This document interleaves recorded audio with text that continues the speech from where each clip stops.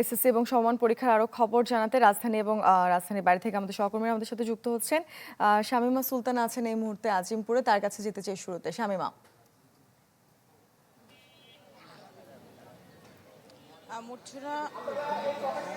আজ এই বছরের প্রথম এই যে এসএসসি পরীক্ষা অর্থাৎ আজকে যে শুরু হচ্ছে সেটি কিন্তু সরকার এ নিয়ে অনেক দিন ধরে বিভিন্ন ধরনের বৈঠক করছিলেন অংশীজনদের সাথে, এবং তারা যেটি বলছিলেন যে কোনোভাবেই যেন যারা শিক্ষার্থী আছেন পরীক্ষার্থী অর্থাৎ তাদের যেন কোনো ধরনের অসুবিধা না হয়, পরীক্ষা যেন নির্বিঘ্নে হয়, সেজন্যই কিন্তু সেই প্রচেষ্টা চলছিল। এবং একটি বিষয়ের উপর বারবার করে জোর দেওয়া হচ্ছিল যে কোনো ধরনের প্রশ্ন ফাঁসের ঘটনা যাতে না ঘটে, কোনো ধরনের গুজব যাতে না ছড়ায়, সেজন্য সেই গুজবে কান দিতে যারা অভিভাবক আছেন, যাদের সন্তানরা পরীক্ষা দিচ্ছে, তাদেরকেও বারবার অনুরোধ করা হচ্ছিল। এবং সব মিলে নির্বিঘ্ন করতে সবাই কিন্তু সচেষ্ট ছিলেন। এবং বলা হচ্ছিল যে প্রশ্নটি ছাপানোর পর থেকে যেসব ধাপ হয়ে এই যেসব পরীক্ষা কেন্দ্র আছে সেখানে পৌঁছাবে যখন, তো পুরো প্রক্রিয়াটি যাতে একেবারেই মনিটরিংয়ে থাকে সেই চেষ্টাও করা হয়েছে, যাতে কোনো ধরনের কোনো ফাঁসের ঘটনা না ঘটে। একই সঙ্গে যাতে শিক্ষার্থীরা আসবেন যারা পরীক্ষা কেন্দ্রে তাদের আশাটা যাতে নির্বিঘ্ন হয়, সেজন্য কিন্তু সবগুলো মেট্রোপলিটন এবং জেলায় পুলিশকে নির্দেশনা দেওয়া হয়েছে যাতে তারা তাদের এই যে যাতায়াতের পথ নির্বিঘ্ন রাখতে পারেন, যাতে ভালোভাবে তারা হলে পৌঁছাতে পারেন। এবং একই সঙ্গে অভিভাবকদেরও বলা হয়েছে যাতে তারা কেন্দ্রের সামনে ভিড় না করেন। তো সেই নির্দেশনা আসলে আমরা দেখছি যে সেটি অভিভাবকরা মানছেন না। স্বভাবতই সবার মধ্যে একটা উদ্বেগ উৎকণ্ঠা কাজ করে, পরীক্ষাটা কেমন হবে, তার সন্তান কীরকম করবেন। তো সে কারণে কিন্তু তারা আসলে মানসিক সাপোর্ট দিতে সন্তানকে তারা আসলে চলে আসেন, তো সেটি আমরা দেখছি।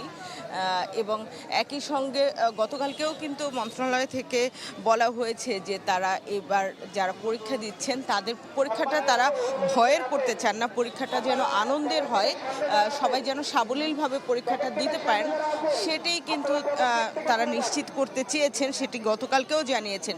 কি বুঝলেন ভাই? অনলি যেটাই চাই। একটি বিষয় বলে রাখি যে এবারের পরীক্ষায় কিন্তু অনিয়মিত শিক্ষার্থীর সংখ্যা অনেক বেশি, 4 লাখের ওপরে। এবং আপনি জানেন যে গত বছর কিন্তু আসলে ফল বিপর্যয় ঘটেছিল, এবং সেই কারণেই কিন্তু এই বিপুল সংখ্যক শিক্ষার্থী তারা অনিয়মিতভাবে এবার আবার পরীক্ষায় অংশগ্রহণ করছেন, যাতে তারা কৃতকার্য হতে পারেন, উত্তীর্ণ হতে পারেন। এবং সেই সংখ্যাটা আসলে 4 লাখের উপরে। একই সঙ্গে এবার কিন্তু কেন্দ্রের সংখ্যা কমিয়ে আনা হয়েছে, অর্থাৎ গতবার যে পরীক্ষা কেন্দ্র ছিল তার থেকে এবার কমেছে। যেটা বলা হয়েছে যে যেসব কেন্দ্রে আসলে শিক্ষার্থীর সংখ্যা বা পরীক্ষার্থীর সংখ্যা অনেক কম ছিল সেগুলোকে অন্য কেন্দ্রের সাথে মার্জ করা হয়েছে, তো সে কারণেই কেন্দ্র সংখ্যা কমেছে। মূর্ছনা। শামীমা, আপনাকে ধন্যবাদ। এবারে কাউসার হোসেন রানার কাছে যাব, বরিশালে আছেন তিনি। রানা, একটু জানাবেন বরিশালে এসএসসি এবং সমমান পরীক্ষার সবশেষ খবর কি আছে আপনার কাছে?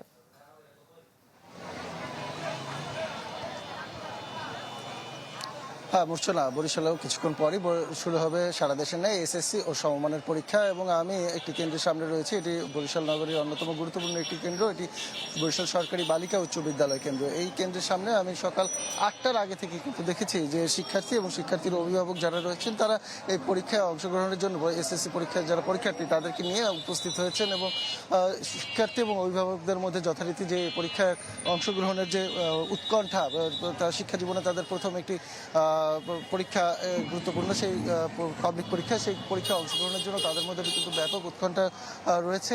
তবে 9:30টার আগে যেহেতু কেন্দ্রে প্রবেশ করতে দেওয়া হবে না, সেজন্য তারা এখন প্রবেশ করছে। তবে কিছুক্ষণ আগে 9টার মধ্যে তাদেরকে এখানে দেখেছি যে বেশ কিছু শিক্ষার্থীদেরকে প্রবেশ করতে দেওয়া হয়েছে।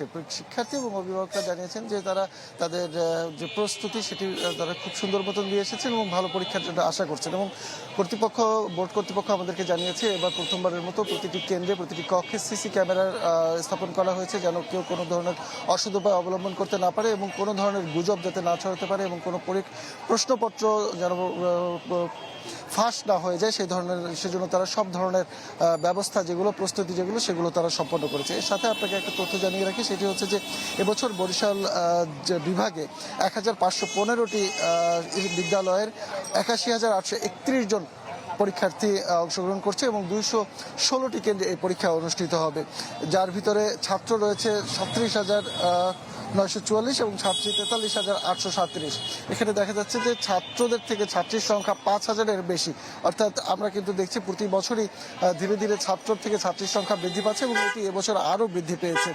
এবং এর সাথে আরেকটু জানিয়ে রাখি যে বরিশাল বিভাগের ভিতরে সবথেকে বেশি শিক্ষার্থী এবং কেন্দ্র বরিশাল জেলাতে, যার ভিতরে রয়েছে 26,529 জন বরিশাল জেলাতে, এবং সবথেকে বেশি কম শিক্ষার্থী রয়েছে ঝালকাঠিতে 5,000-এর কিছু বেশি। এবং পরীক্ষা সম্পূর্ণ সুষ্ঠু এবং শান্তিপূর্ণ পরিবেশে অনুষ্ঠানের জন্য বোর্ড কর্তৃপক্ষ সব ধরনের প্রস্তুতি নিয়েছে এবং বোর্ডের চেয়ারম্যান মোহাম্মদ ইউনুস আলী জানিয়েছেন আমাদেরকে তিনি 82টি ভিজিলেন্স টিম গঠন করেছেন। এই ছিল বরিশালের এসএসসি পরীক্ষার বর্তমান পরিস্থিতি। মুর্শদা। রানা, আপনাকে ধন্যবাদ। এবারে রংপুর থেকে আমাদের সাথে যুক্ত হবেন আমাদের আরেকজন সহকর্মী ফখরুল শাহিন। ফখরুল।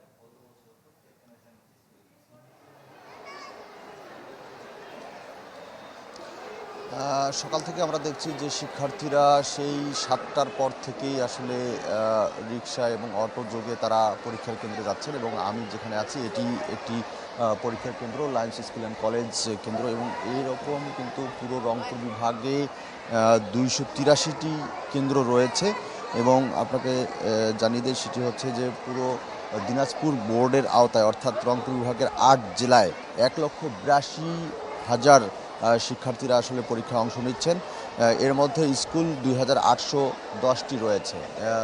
সার্বিক পরিস্থিতি যদি বলি সেটি হচ্ছে যে আমরা দেখেছি যে গতকালেই কিন্তু আইনশৃঙ্খলা রক্ষাকারী বাহিনীর সদস্যরা এবং জেলা প্রশাসনের পক্ষ থেকে বৈঠক করা হয়েছে যে শিক্ষার্থীরা যেন নির্বিঘ্নে এবং নিরাপদে পরীক্ষা দিতে পারেন সেই জন্য কিন্তু সার্বিক ব্যবস্থা গতকাল থেকেই কিন্তু আমরা দেখছি শহরের মধ্যে, এবং কেন্দ্রগুলোতেও কিন্তু পর্যাপ্ত নিরাপত্তা ব্যবস্থা সামনে জোরদার করা হয়েছে, কোনো ধরনের যেন বিশৃঙ্খলা সৃষ্টি না হয় এবং অসাধু উপায়ে যেন কেউ অবলম্বন করতে না পারে সেই জন্য কিন্তু প্রতিটি কেন্দ্রে যারা দায়িত্বে আছেন শিক্ষকরা তাদেরকে নির্দেশনা দেওয়া হয়েছে এবং সে অনুযায়ী কিন্তু তারা প্রস্তুত রয়েছেন।